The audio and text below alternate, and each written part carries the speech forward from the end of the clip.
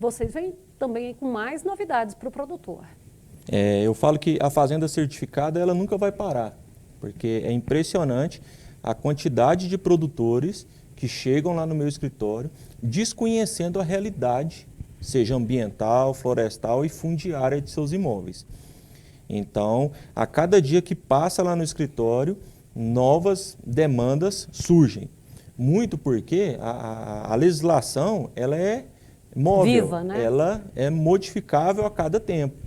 Então, só para você ter uma ideia, dentro da fazenda certificada, atualmente tem a questão ambiental, tanto de outorgas como de licenciamento, que desde ali no finalzinho do ano passado teve as mudanças aqui em Goiás. Então, os produtores chegam lá, seja com uma pendência bancária, uma pendência numa trade, que esses órgãos estão exigindo novos cadastros, novos processos desse produtor. Então, a fazenda certificada, cada dia, ela vem mais para ajudar o produtor a ficar organizado e regularizado perante os órgãos. É uma parte que eu falo de compliance mesmo para o produtor rural. Nesses órgãos aí, eu não posso esquecer que, como você falando dessas modificações frequentes dentro da legislação, que a gente tem a municipal, a estadual e a federal, né? Não é só uma. Não. E cada estatal dessa, seja municipal, estadual, ou federal, tem um conglomerado de legislações ali que o produtor tem que se adequar. Está aparecendo recentemente lá no escritório muitos casos de produtor com financiamento aprovado no banco e exigindo o cadastro junto à plataforma de licenciamento de Goiás para agricultura e para pecuária também. Então, são distintos. O produtor rural tem que ficar atento nessa questão desses cadastros novos que a nova lei de licenciamento ambiental está exigindo. Então, tem financiamento sendo travado por conta desses cadastros. Mesmo a lei prevendo um prazo de 2 anos ali para se adequar, alguns bancos estão exigindo o cadastro nesse momento. E pode acontecer assim, do produtor que tem propriedade em 2, 3 municípios. Aí ele está adequado a um determinado município, chega no outro, dá um travamento, ele, mas que coisa, eu estou liberado, agora me trava. E isso é porque ele não conhece a legislação daquele município. Pode acontecer? Pode acontecer isso também. E é por isso que é importante contratar uma empresa especializada que vai ter essa visão do todo. Muitas das vezes o produtor trabalha só, como tem muitas coisas para fazer, ele vai trabalhar de maneira corretiva. Mas eu falo que o mais importante é você trabalhar de maneira preventiva, para evitar, igual nessa reportagem das máquinas, que o problema aconteça. Que depois que aconteceu, a dor de cabeça, o transtorno para resolver vai ser maior. Então é melhor prevenir. E é onde que entra a fazenda certificada através do diagnóstico para verificar todas essas questões dos imóveis do produtor. Então ele deve sempre ficar atento, inclusive atento a estas questões de legislação que muda a todo momento. Sim. E aí, vamos ser bem realistas, para aquele que está lá preocupado com produção, ter que cuidar disso também, que é a parte política, é melhor entregar para quem entende realmente. Para quem está ali dedicado a isso, Sim. né? E eu aconselho os produtores procurarem as suas assistências, as suas consultorias, pedir um resumo do que está acontecendo. Me fala o que está acontecendo, o que eu tenho que adequar na minha propriedade, tanto na parte de outorga como na parte de licenciamento. Converse, troque uma ideia. A gente também está à disposição, através dos nossos contatos, do nosso setor comercial, para esclarecer qualquer dúvida. Mas o mais importante é o produtor procurar se adequar. Por exemplo, em Goiás, nós tivemos essa readequação toda do código. E assim, o especialista também precisa estar antenado a tudo, não precisa, Alessandro? A todo momento. Inclusive fazendo cursos e principalmente, eu falo por toda a minha equipe, a gente tem um grande trabalho jurídico lá no escritório também. Mesmo a gente não sendo especialista na parte jurídica, mas a gente tem que entender da legislação como um advogado, por exemplo. Então, cada parágrafo, cada inciso da legislação a gente tem que decorar, porque pensa só, o produtor ele tem as suas particularidades. Cada um chega com uma demanda diferente e a gente tem que pegar aquela demanda e resolver em cima da legislação. Então, por isso que a gente tem que conhecê-la bem. A gente tem um sistema de anotações lá, de de trabalhar a legislação para cada caso a gente pegar aquilo e aplicar na realidade. Então a gente tem que se adequar e muito nisso daí. Aquela interpretação ou a brecha que a legislação pode dar também é um olhar que vocês precisam ter para não escorregar ou não deixar, vamos falar na linguagem, comer pança. Sim, com certeza. Onde que a gente fala do tamanho, da complexidade de cada produtor. Cada produtor tem sua demanda.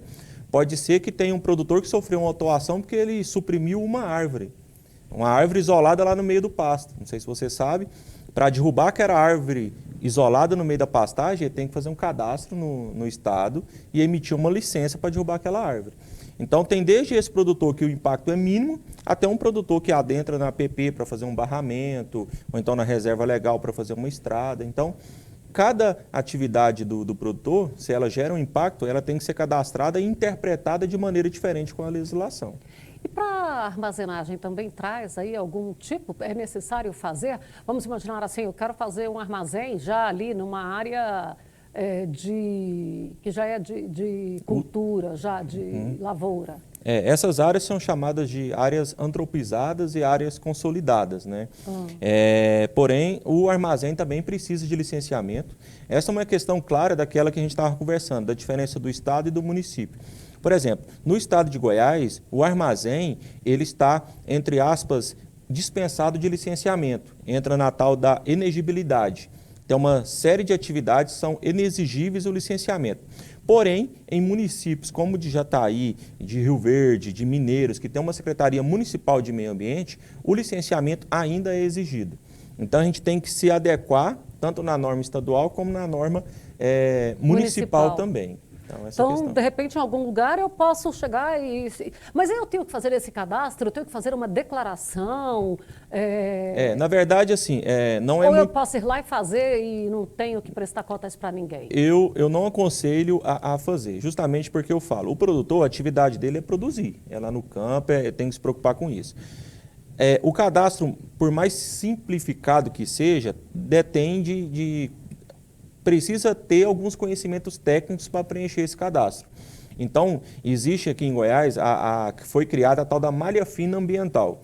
Produtor rural insere as informações, onde que eu falei lá na ânsia de atender um banco e tal, talvez não insere as informações de forma correta, que o analista vai verificar, e ele cai na malha fina. Ele caindo na malha fina, o Estado vai dar ali 30 dias, 15 dias para ele resolver. E ele não resolvendo, é passível de multa, passível de sanção administrativa e até judicial também. Então, essa situação ali, aquilo que ele poderia resolver com mais dinamismo lá no banco, pode travar mais ainda por causa desses detalhes. Eu vou confessar, você falou aí que tem alguns detalhes técnicos. Tem hora que para preencher esses negócios eu já vou e peço o contador logo para me ajudar, porque o meu caso não é de licenças, né? Mas aí tem lá tantas terminologias. Hoje eu falo assim, o contador já se tornou uma figura muito importante ali para o produtor, né? Uma figura de confiabilidade muito grande. E cada vez mais o produtor tem que ter o seu consultor específico nessa parte ambiental, fundiária e florestal também, porque é uma figura que vai se tornar muito importante. Ela já é importante, mas o produtor procura quando acontece o problema. Ele tem que procurar antes de acontecer aquele problema. Estou pensando em fazer alguma coisa na minha fazenda. Procura o consultor que ele vai te adequar na legislação. E você, sempre que você fala, me desperta muito, que é o ambiental e o florestal. São duas coisas distintas. Eu gosto de separar isso, porque na verdade é tudo ambiental. Mas assim, o ambiental eu classifico como licenciamento e como outorga de uso de água. O florestal eu classifico como, em especial, a questões relacionadas à reserva legal e à área de preservação permanente. Então, desmatamento, supressões. Eu gosto de separar essas duas partes para ficar mais claro, entendível para o produtor. Alessandro, deixa eu aproveitar que o nosso tempo aqui está terminando, mas eu acho que dá para a gente falar disso. CAR, porque todo mundo fez e de repente começou a descobrir que não estava finalizado o CAR, ele tinha feito só uma declaração, não tinha passado por análise, outros tinham feito análise e estava com pendência. Evoluiu isso aí? Porque eu sei que tinham instalado uma plataforma para fazer análises mais ágeis. A tal da análise dinamizada, ela está só na promessa ainda, ela não começou a ser implementada aqui em Goiás. Então, as análises continuam manuais ainda e temos muito cadastros já analisados e pendentes. E essa é uma questão relacionada também na parceria que a gente fez na compra de fazendas, na assessoria de compras de fazendas, onde a gente analisa esse cadastro ambiental e vê as particularidades de cada estado para aquisição. Cada estado tem a sua porcentagem de reserva legal. Cada estado tem um marco temporal na questão da consolidação. Então, aqui em Goiás, por exemplo, é 22 de julho de 2008. Mato Grosso tem um marco temporal no ano de 2000. Então, o produtor tem que ficar muito atento e isso está tudo dentro do CAR, que é o Cadastro Ambiental Rural. E aqui em Jataí, melhorou, aumentou o número de produtores? Porque teve um momento que estava muito pouco com os seus cadastros aprovados. Eu não fiz uma consulta recente, mas eu acho que naquela última entrevista, eu acho que estava em 5 cadastros, 6 cadastros. Eu vou procurar esse número lá atualizado e vou repassar para você. Mas tenho certeza que não passou de 20 e 30. Porque continua naquela mesma monitoramento manual, mesmo manual. Sistema. Então, essa história vai longe ainda. Senhores, fiquem atentos. Você fez a declaração, aí você acha que está resolvido. Fique de olho para ver se foi aprovado. Porque às vezes ele já passou por análise. Tá, e qual foi o resultado da análise? Porque às vezes quem fez para você também foi, porque na época que foi lançado, exigido, como diz o nosso diretor comercial,